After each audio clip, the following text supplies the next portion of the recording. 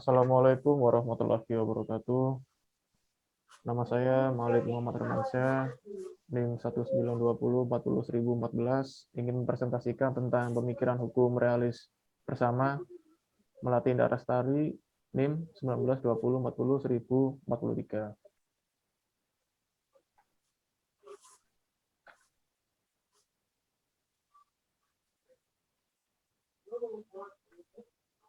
Baik, ini adalah indikator yang diberikan oleh dosen sebagaimana kita dapat memahami pemikiran hukum berdasarkan mazhab realisme, hukum Amerika, dan Skandinavia. Baik, yang kita tahu adalah Amerika ya, di mana kita pasti tahu negara tersebut.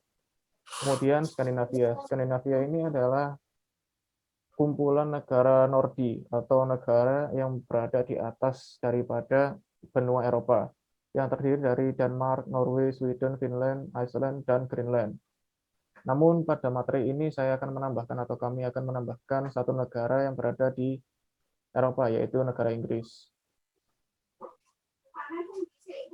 Baik, pada permulanya realisme hukum ini adalah gerakan daripada pertentangan positivisme atau analytical jurisprudence, di mana ada hakim dari Amerika yang memimpin gerakan tersebut, di mana gerakan positivisme tersebut adalah gerakan yang berpatok pada hukum tulis atau membukukan segala hukum. Kemudian para hakim tersebut mengatakan bahwa all the law is just made law, atau hukum adalah apa yang dibuat oleh para hakim. Jadi hakim itu yang membuat hukum, bukan dilakukan secara tertulis. Ada juga yang menyebut bahwa hukum realis itu adalah hukum law in action daripada law in book. Jadi hukum itu benar-benar kita yang membuat, bukan berasal hanya daripada buku. Kemudian pada benua Amerika. Sebelum kita mengenal realis, kita mengetahui bahwa di Amerika adalah zamannya Wild West atau the Old West, di mana pada tahun 1860 sampai 1900 itu banyak terjadi pembunuhan ya, banyak terjadi kriminal, karena setelah Civil War semua keadaan di Amerika menjadi kacau atau chaos, di mana ada bandit, ada suku Indian, ada koboi. Koboi itu adalah civilian yang memakai senjata, ada lawman, dan di mana ada juga bounty hunter, di mana bounty hunter ini adalah orang yang bekerja untuk menangkap para bounty atau para tahanan. Di dalam Wild West atau zaman tersebut tidak ada hukum yang mengatur, tidak ada pengadilan, dan sedikit pemerintah yang ada, atau bahkan tidak ada. Baik, ini adalah tokoh Amerika, di mana salah satunya adalah Charles Sanders Peirce, bisa dilihat, kemudian John Chapman Gray, Oliver Wendell Holmes, William James, John Dewey, Benjamin Nathan Cardozo, dan Jeremy Frank. Nah, ini adalah Charles Sanders Peirce. Charles Sanders Peirce adalah seorang filsuf Amerika, ahli logika, matematikawan, dan ilmuwan yang dikenal sebagai bapak pragmatisme. Ya, jadi pragmatisme itu adalah ilmu filsafat yang mempelajari bahwa sebenarnya kegunaan benda itu lebih penting, atau kita lebih melihat daripada kegunaan benda, atau pragmatis ya, secara pragmatis. Beliau berpendapat bahwa pengetahuan yang benar itu tidak didapat dari teori, melainkan dari praktek hidup yang diterangkan secara analitis. Atau praktek hidup di sini adalah empiris dan eksperimental. Empiris itu adalah pengalaman, eksperimental itu adalah di mana kita akan mencoba hal baru. Yang kedua ada John Chapman Gray. Di sini John Chapman Gray bisa dibaca biografinya, adalah profesor di Harvard. Kemudian beliau berpendapat bahwa sebagai ciri realisme Amerika, Gray menempatkan hakim sebagai pusat perhatiannya. Menurut Gray, di samping logika, kepribadian, prasangka, dan faktor lain yang tidak logis memiliki pengaruh dalam pembentukan hukum. Jadi kita tidak hanya melihat hukum itu dari buku, tapi dari hakim. Hakim itu melihat orang ini seperti apa. Mungkin dari logika, kepribadian, prasangka, atau faktor lain. Kemudian selanjutnya ada Oliver Wendell Holmes Jr. Jadi Oliver Wendell Holmes ini adalah jaksa ya, atau menjabat sebagai asosiasi Mahkamah Agung. di Amerika Serikat pada tahun 1942 hingga 1932, beliau berpendapat bahwa perkiraan tentang apa yang akan diputus oleh pengadilan adalah yang dimaksud dengan hukum. Next ada William James. William James adalah seorang filsuf, sejarawan, dan psikolog Amerika. Beliau juga berpendapat bahwa menolak abstraksi yang berhubungan dengan hal-hal yang tidak memadai, atau penyelesaian secara verbal, alasan priori yang tidak baik, prinsip yang ditentukan, sistem yang tertutup, dan hal-hal yang dianggap mutlak dan asli. Jadi menolak abstraksi atau menolak yang hal-hal yang sekiranya tertulis ya, abstraksi itu seperti itu. Kemudian penyelesaiannya harus secara verbal, bisa dibilang seperti itu. Kemudian ada John Dewey. John Dewey adalah seorang filsuf Amerika, psikolog, dan juga reformis pendidikan ide-ide yang berpengaruh dalam pendidikan reformasi sosial. Beliau juga berpendapat bahwa logika bukan berasal dari kepastian-kepastian. Prinsip-prinsip teoritis seperti silogisme atau suatu studi tentang kemungkinan-kemungkinan. Jadi beliau itu berpikir logika itu bukan berasal dari kepastian. Jadi harus kita cari karena semua itu tidak pasti. Logika itu sebenarnya tidak pasti kalau kita melihat secara hukum. Kemudian prinsip-prinsip terorisme seperti silogisme. Silogisme itu adalah penarikan kesimpulan daripada penelitian deduktif ya, seperti itu. Jadi tidak bisa kita menarik dari situ. Kemudian ada Benjamin Nathan Cardozo. Benjamin ini beranggapan bahwa hukum mengikuti perangkat aturan umum dan yakin bahwa penganutan terhadap presiden harusnya merupakan aturan dan bukan merupakan pengecualian dalam pelaksanaan peradilan. Ya, saya kira sudah jelas ya. Kemudian ada Jeremy Frank.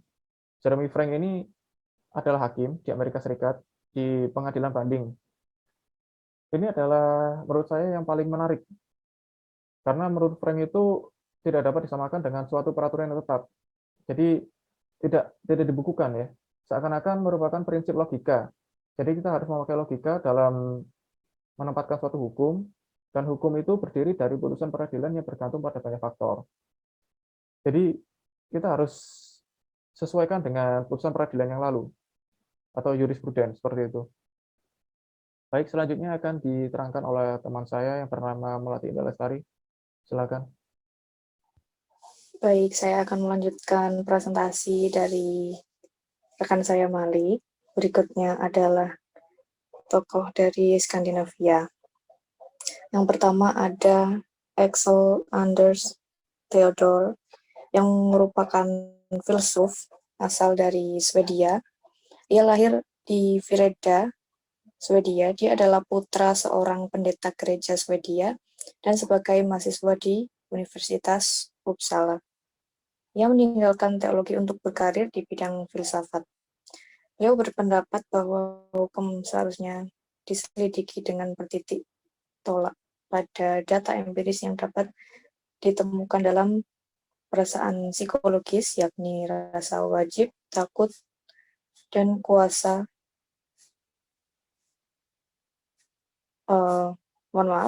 Yakni rasa wajib, kuasa, takut akan reaksi lingkungan, dan sebagainya.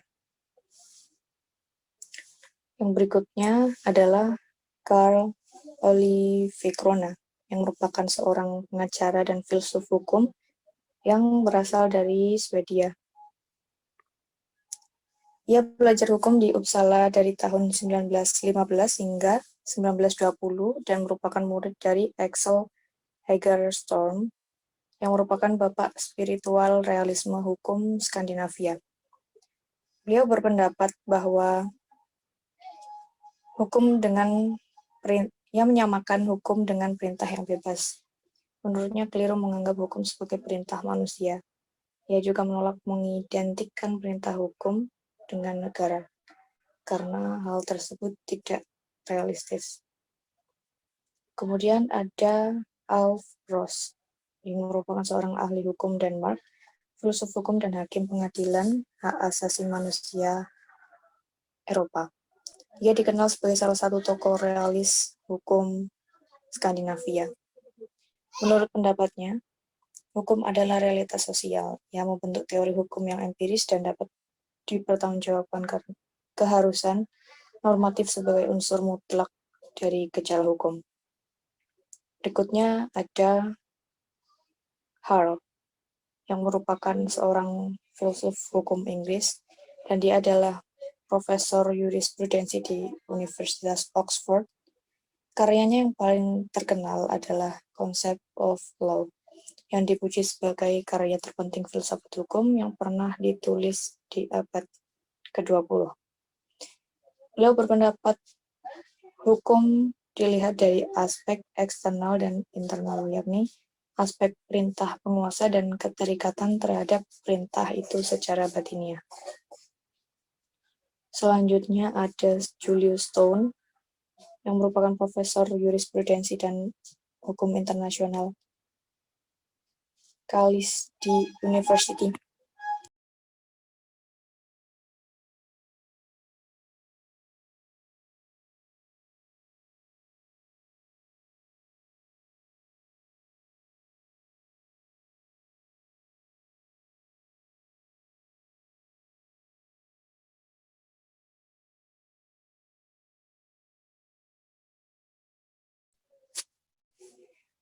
Berikutnya ada Julius Stone, yang merupakan profesor jurisprudensi dan hukum internasional Callis di University of Sydney.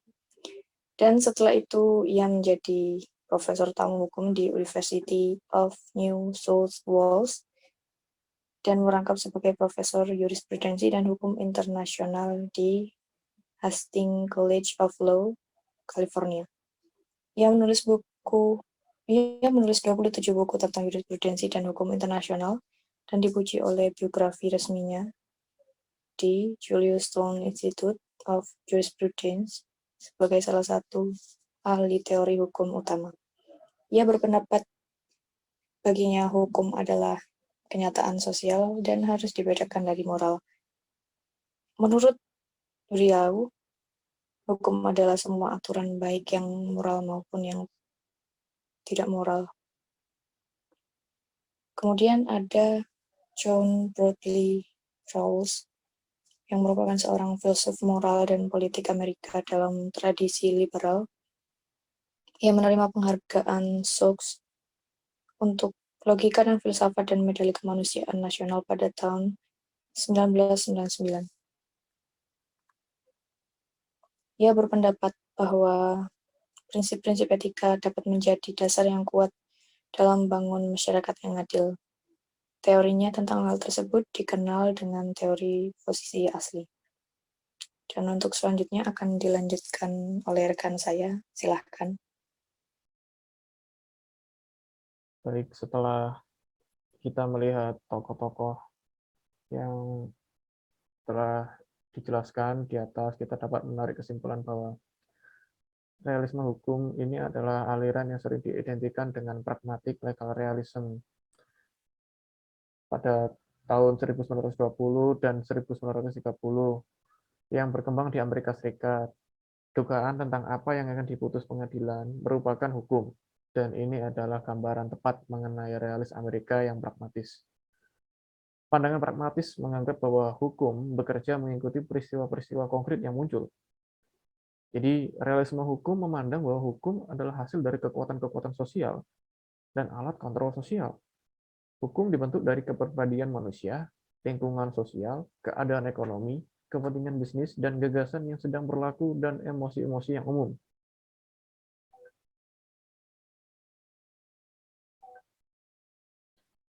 Ciri-ciri realisme hukum. Tidak ada mazhab realis. Realisme adalah gerakan dari pemikiran dan kerja tentang hukum. Realisme mengandung konsep tentang masyarakat yang berubah lebih cepat daripada hukum. Realisme menganggap adanya pemisahan sementara antara hukum yang ada dan seharusnya ada. Realisme tidak percaya pada kekuatan ketentuan-ketentuan dan konsepsi-konsepsi hukum, sepanjang ketentuan-ketentuan dan konsepsi hukum menggambarkan apa yang sebenarnya dilakukan oleh pengadilan dan orang-orang. Realisme menekankan evolusi setiap bagian dari hukum dengan mengingatkan akibatnya. Baik, sekian dan terima kasih. Wassalamualaikum warahmatullahi wabarakatuh.